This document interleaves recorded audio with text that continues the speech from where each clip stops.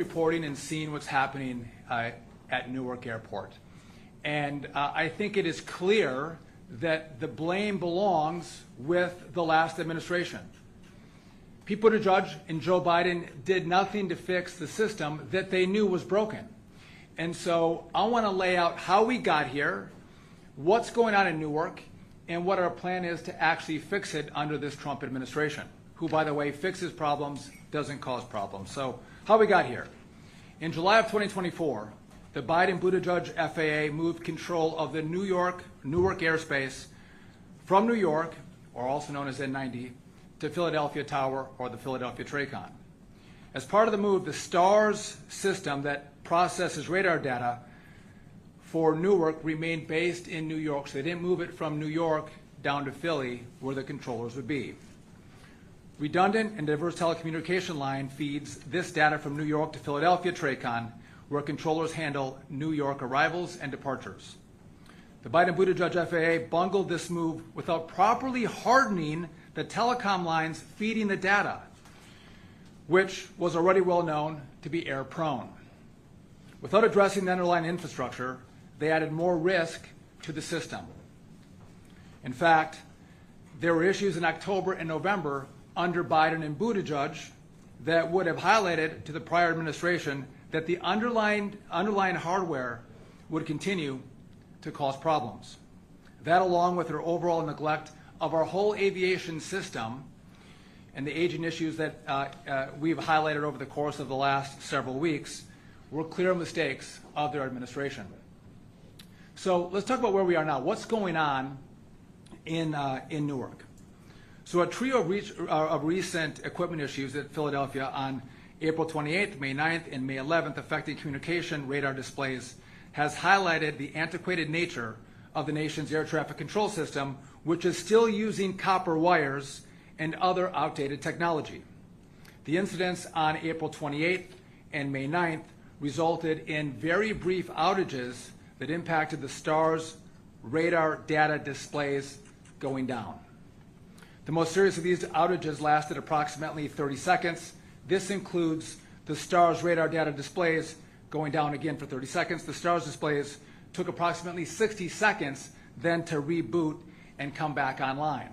So there's been some discrepancy, 30 seconds versus 90 seconds. The outage was 30 seconds, but then the displays took another minute to boot. That's where you get 30 and 90 seconds. But the telecom was out for 30 seconds.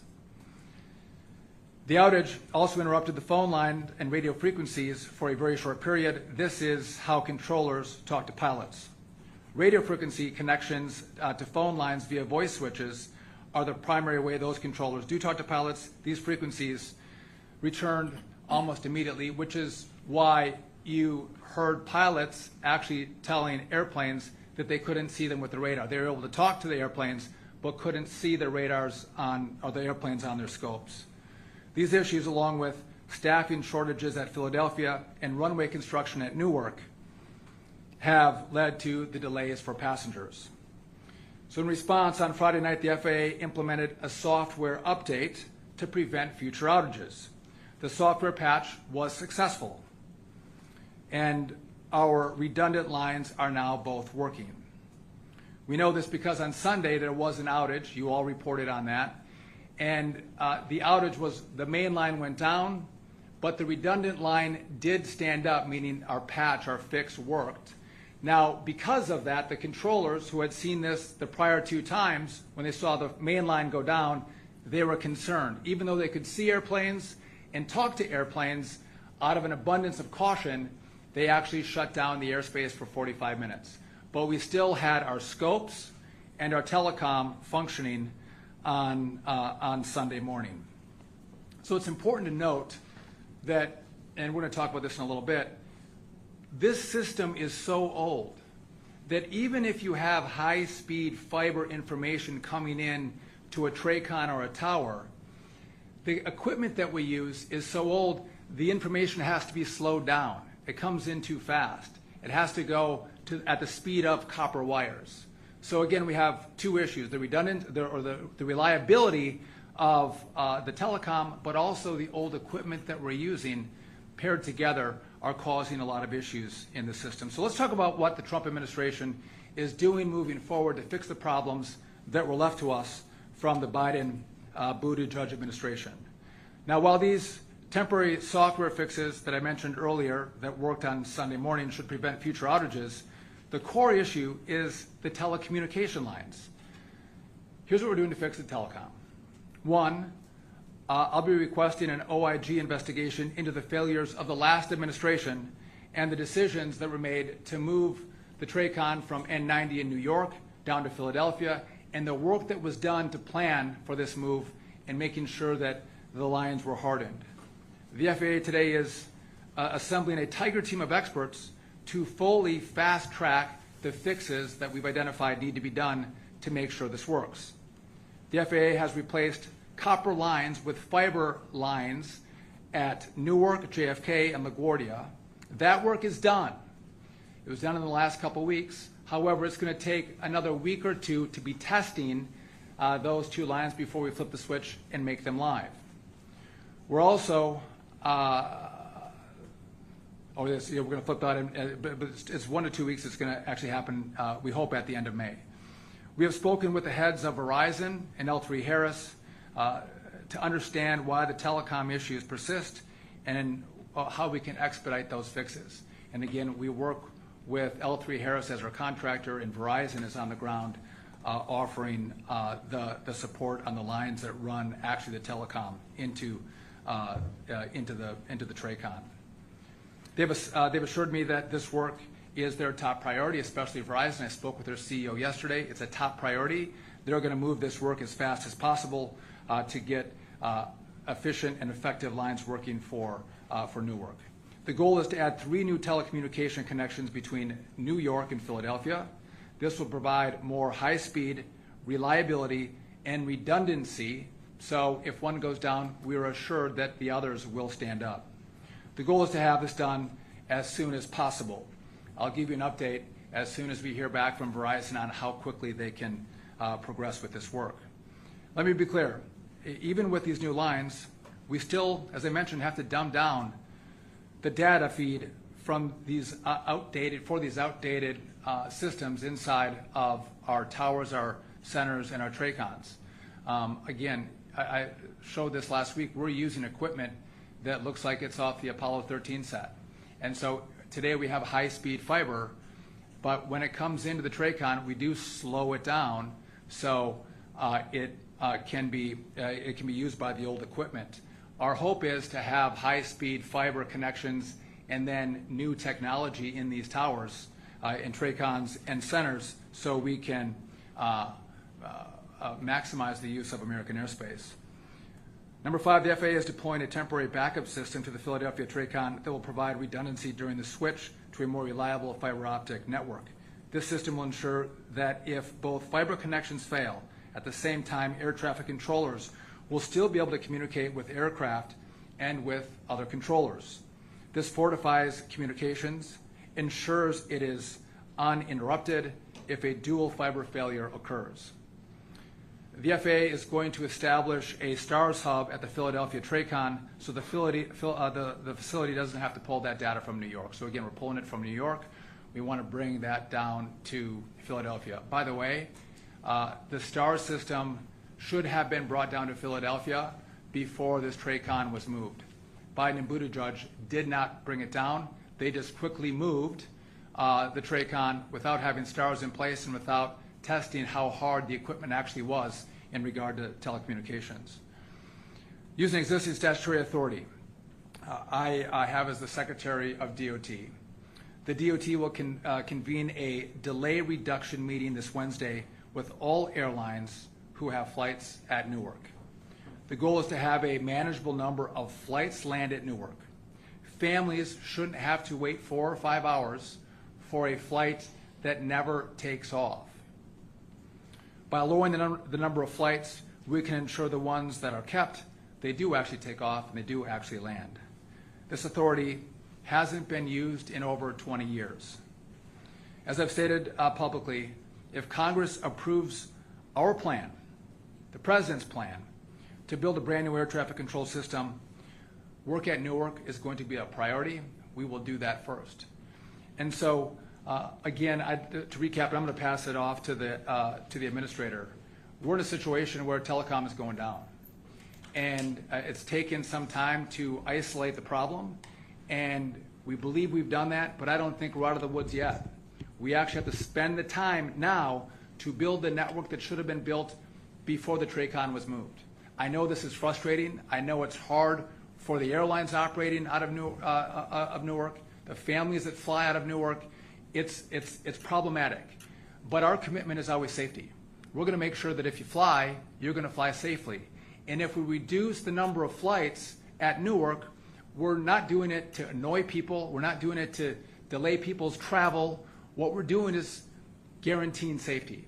And when you have problems, you actually slow things down. And that's what we've done. We've slowed down the flights at Newark until we can stand this system up and be assured that we have enough controllers and a system that's actually working to keep everybody safe. And again, we didn't have to be here. This did not have to be our story. Over the last 4 years, the last administration, they knew this was a problem. And by the way, during COVID, when people weren't flying, that was a perfect time to fix these problems. But again, they got $1.2 trillion for infrastructure, and virtually none of it went to fix the biggest American infrastructure problem that we have, which is our air traffic control system. And so what you see in Newark, we're going to have to fix. We're going to move fast, but we're going to do it right. My concern is that we could see other situations like this around the country because the system is old. It's old. And we are fighting to make sure we work with Congress, get the money, and begin this build of a brand new system as quickly as possible. This couldn't happen without the leadership of President Trump, who, again, I'm going to say, he talked to me when he gave me the job. He knew how old this system was. And so when I presented him this plan, he said, listen, I want you to walk through it. Are we going to do the whole thing? This is not a patchwork. It's not a Band-Aid. This is going to be everything. We're going to build it brand new. And I said, yes, Mr. President, this is a plan to build everything new. It's going to be complicated, but we don't want more Newarks. We don't want more Newarks to happen throughout the country. And so we are going to fix Newark. We have a plan to fix Newark. We ask for your patience. And then we're looking to Congress to give us the resources to fix air traffic for the whole country so no one has to deal with this in the future. And with that, I would like to pass it off to a guy who has done an amazing job in orchestrating his team, in building a Tiger team to make sure we can quickly and efficiently address the problems that we face at Newark and throughout the system. Our acting administrator of the FAA, Chris Rusholo. Thank you, Mr. Secretary. Good afternoon. Yes, as the Secretary just described, so we have an action plan moving forward here. Starting today, we've, under the Secretary's direction, we have initiated a task force, an emergency task force, comprised of experts, executive experts from the FAA, from L3 Harris Corporation, as well as from Verizon. We're very focused on making sure that travel into Newark is safe and efficient. I can tell you uncategorically that the travel into Newark today is safe, but we will continue to monitor that situation as it relates to the technologies that the Secretary referenced earlier. And we will also work with the airlines, and the second reference was through this delay reduction task force or meeting that we're having on Wednesday. That will be critical to working with the carriers to make sure that the travel season this summer is good for the American traveling public. So again, first and foremost, we have a task force starting today with the right technical experts to keep focus on this every single day and to be transparent about the progress we're making. And the second piece is to make sure that we're working with the airlines and the airport, the Port Authority of New York and New Jersey, to make sure that the travel into Newark this summer is safe. The final thing I would mention, and the Secretary touched on this as well, is it is time. We have seen delays and disruptions in the system. We need to get ahead of that, and by being bold and taking action on this new air traffic modernization program, that will be the long-term fix, even the midterm fix, to make sure that we continue to provide safe and efficient travel for the American traveling public.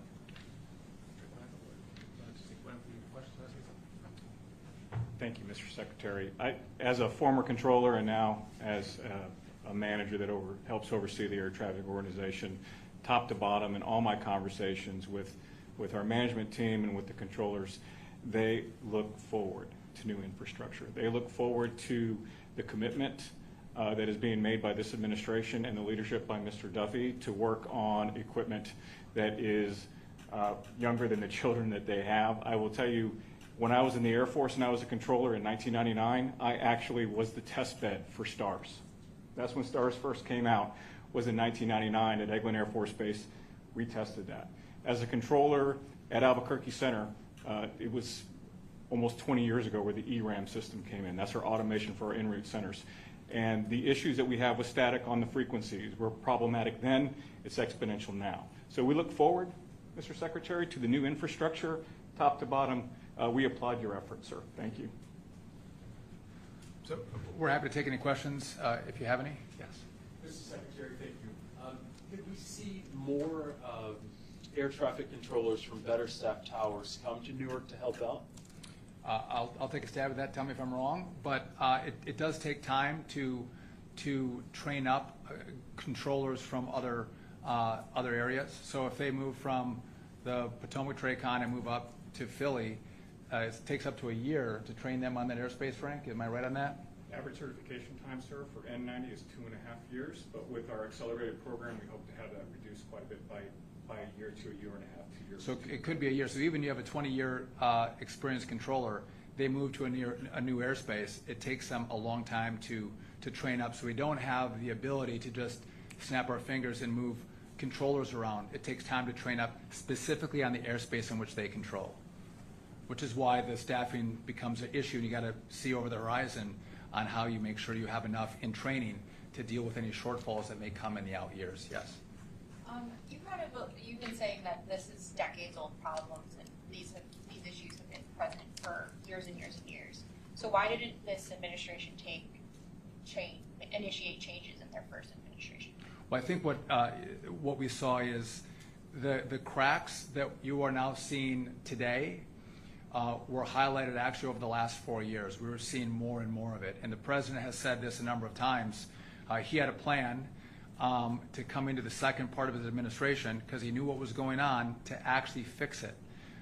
Some money, some billions of dollars were allocated from the last administration to this effort, and it was wasted. You don't see any result of any money that's been spent over 4 years. And by the way, they had no problem spending money. They spent a lot of money, and they didn't spend the money here. The president was understanding the cracks at the end of his administration and was going to fix it 4 years ago. But the last administration, they did nothing about it. And so as things get old, you get to the point where you're starting to hear some rattles in your car. That's probably the sign you bring it to the shop. The last administration was hearing the rattles, and they basically kept driving and didn't do anything to fix it. Yeah, Grady. Thank you. First question's on Newark specifically. Last week, I think it was, United CEO said that the FAA regularly approves more than 80 flights per hour at Newark, even though it also tells the airline that 77 is the maximum. So I guess the question is that true? And if so, why is it happening? And then what's the target for reduction? Yes, it's a great question. I would say to you, currently we're running essentially 24 to 28 arrivals. There are a lot of things that factor into the way the controllers can safely manage air traffic in and out of Newark. So that could be staffing, that could be technology, that could be weather. And all of those decisions are made based on the ability to safely manage that traffic in there. So there's no 70 flights an hour. There are arrivals and departures when you do the math. But at the end of the day, what we're talking about is safe arrivals, safe departures. Right now we're running a variable rate between 24 and 28. We expect that will continue. Again, when the construction project finishes at Newark, we will have an ability to kind of manage some additional traffic. But first and foremost, we're going to make sure our controllers are comfortable handling the workload they have, and then making sure that all those other parameters are factored into the decision to accept arrivals. And what do you think an appropriate target is? I know you still have the meeting coming on Wednesday, but Right. do you have a number in mind going into it? So I'll start from a place of whatever's safe to bring in there, and we're going to work very closely with the carriers and the airport to make sure that that is appropriately communicated to traveling public as well. And Mr. Secretary, one for you. In his previous term, President Trump advocated for the privatization of ATC. I know you've said that you don't want to go that route. I'm wondering if you've spoken with the president about that and what changed since then. So I haven't specifically talking to the president about privatization. I don't recall whether he was supportive or not. But what we have to do is unify Congress. This is not a Democrat or Republican issue. It's an American issue. And privatization is an issue that divides people. And if once the president and I and Chris are done building a brand new system and they want to have a conversation about privatization, they can do that. We'll be long gone. But if we have that, nothing is going to happen here. And there's more risk to the airspace. I'm not going to have more risk to the airspace. And so I want to keep everyone together, R's and D's. We're all wearing the same American shirt. Let's get it done together. Yes. Hi, Allie from Bloomberg News. I wanted to ask about Wednesday's meeting and kind of piggyback off the question about flight reductions. So I saw that the notice mentioned the FAA was going to propose no more than 56 total operations per hour, 28 arrivals, 28 departures. When you're talking about reductions, is that going to be proportional based on how many flights the airline has out of Newark? And then also, which airlines are attending Wednesday's meeting?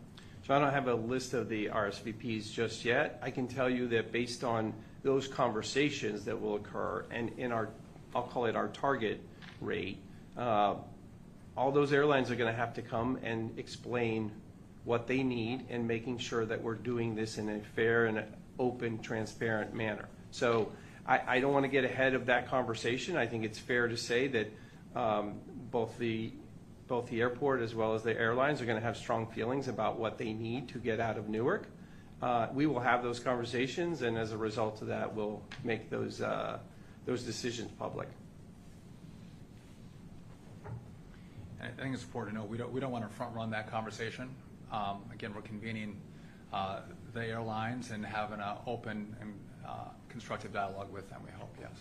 Hi, well, guys, I'm here, current. Just wanted to clarify, so the move of N90 from Long Island to Philadelphia has kind of been in the works for years, as I'm sure you know.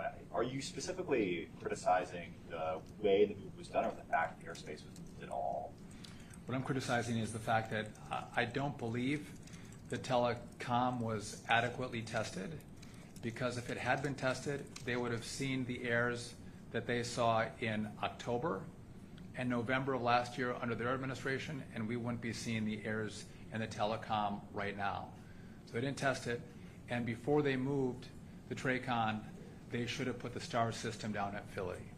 That would have hardened the system. And so there was a number of things that weren't done in preparation for the move, which has left us in the situation in which we now have these reductions and cancellations at Newark.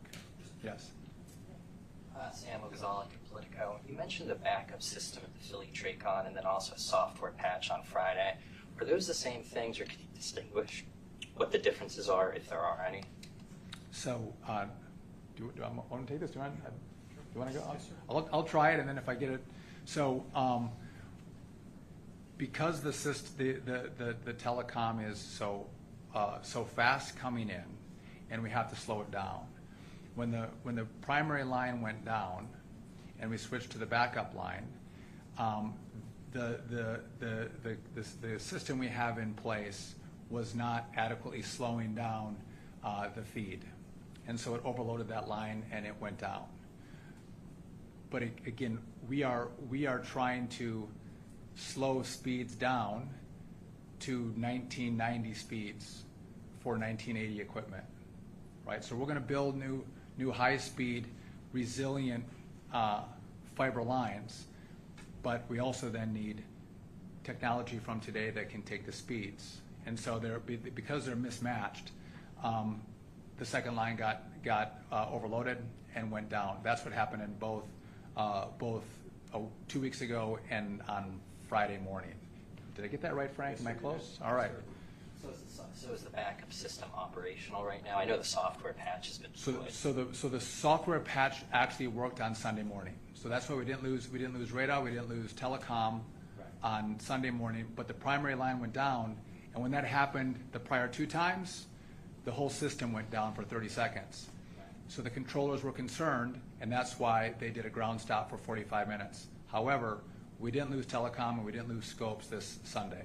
The backup line and the fix worked, so the backup line was functioning the way it is supposed to. Does that make sense? Okay. Yes. Yeah, Dave Shepherdson from Reuters. So Verizon has a $2.4 billion contract the FAA signed in 2023 to replace the copper wire. Why do you think it hasn't happened faster? And what's the medium-term solution? Right? You mentioned the software patch, the short-term fix, but when we have assurance that the system is modern enough, at Newark at least, to ensure that this doesn't happen again? They signed a $2.4 billion contract, the last administration did with Verizon. Do you know how long it was going to take to actually implement that $2.4 billion contract, which, by the way, was not enough money to build out fiber throughout the whole system? It was a 15-year contract. So this contract was just signed. They have another 12 years to complete the work, which was idiotic from the last administration. And so we're trying to repurpose and get Verizon to move more quickly. They've been good partners. They're trying to accommodate the needs of the FAA and the flying public. And again, we're going to need more money on the telecom front. That was just a part of it. And we can use some of that money for what work we're doing here. That was the first part of your question. The second part was? This current system requires a lot of maintenance. I think some of these outages may have gone down when maintenance was occurring. So how do you have, what's the roadmap to a medium-term solution where we don't have these type of outages? Or will the backup system be enough? So in Newark, we have, again, we've taken out the connections at the airports that were copper. We've made them now fiber. So we have fiber connections at the airports. We're testing those right now. We go through a 2-week test period before we flip the switch. End of May, we should be able to flip the switch and bring the fiber online. But we're having problems with some of the lines we're currently using. So we are pushing our contractors to actually fix these telecom issues that we have right now. And it was supposed to be the end of the summer. I don't want to give you a date because you're going to hold me to it, but we are pushing them to radically speed up the time frame in which they can deliver new telecom into the Philly TRACON, which should resolve the issues that we're experiencing, over the last 2 weeks. Yes. Yeah. 2 questions. One is, I know you said Newark will be a priority. Will it be the #1 priority given the confluence of problems that we've seen? Yeah. So I think we're going to be able to do, we're going to have to do more than one location at a time. But yes, priority #1 is going to be Newark. And then I understand you're placing a lot of the blame on the previous administration, but these problems are happening now under the second administration. Are you just unlucky, or are there some real issues that need to be addressed under this current administration? If you buy a used car, you drive it home and go to bed, wake up the next morning, drive to the store, and it breaks down, is it your fault, or is it the guy that you bought it from sold you a lemon, right? So we have to recognize, again, because I think a lot of the media tries to say, oh, this infrastructure is failing under the first 100 days of the Trump administration or Sean Duffy as secretary. And I think that is a known falsehood, known lie by the media. You all know that it's been cracking. Those of you who cover aviation, there's been telltale signs, there's been conversations, there's been congressional hearings on this, and the fact that the last administration did nothing should be reported. The fact that they spent $1.2 trillion and really invested zero in this massive infrastructure build that America needs, aviation needs, and they didn't pay attention to it at all. That they would have moved the TRACON from N90 down to Philly and wouldn't harden the network and wouldn't move the STAR system down to Philly shows, I think, a lack of focus. And maybe when you work from home, or maybe when you work from Michigan as a secretary, you're not focused on the real issues that are taking place throughout the airspace. And that's what was happening at this department. They were focused on what we call a cockpit versus a flight deck. We had to change notice to airmen to notice to air mission, right? That was the focus, as opposed to you have a cracking system and let's get the money to fix it, or let's at least start the fix in that system. They didn't do that. And so I've inherited it. The Trump administration has inherited it. Donald Trump has said, we are going to fix it. We are not going to pass it off.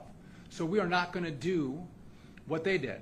And so I fully embrace, as you can see, we've developed a plan, we've put out a plan, we've told the Congress this is what we have to do. We are not shying away from any problems, but I think it's important to recognize why we have the problems. You didn't get old, cracking infrastructure in 100 days. It came from the 4 years before where they chose to do nothing. And so we're going to fix it. The Congress has to help. And if they do, we're going to fix it quickly. They gave us the problem. We have the results in this administration. And again, we're going to continue to update you. If there's any other issues at Newark, we want to be transparent. We want to let you know what infrastructure problems there are. If there's telecom issues, we're going to let you know what those are. And we'll keep you apprised of how we're going to fix the issues that arise. Hopefully we're done. I'm not going to tell you we're done. My hope is that we're done. But as Chris Rushlow indicated, we are about safety. And I know there's frustration about the number of flights at Newark. I get that. I fly out of Newark. My wife flies out of Newark. My kids fly out of Newark. It's frustrating. But again, we're all about safety. And safety is the mission. And so if we can only do 24 to 28 flights an hour, that's all we're going to do to feel like we are adequate in the mission of keeping people safe going from point A to point B. And with that, thank you all for coming. We'll keep you updated as things develop.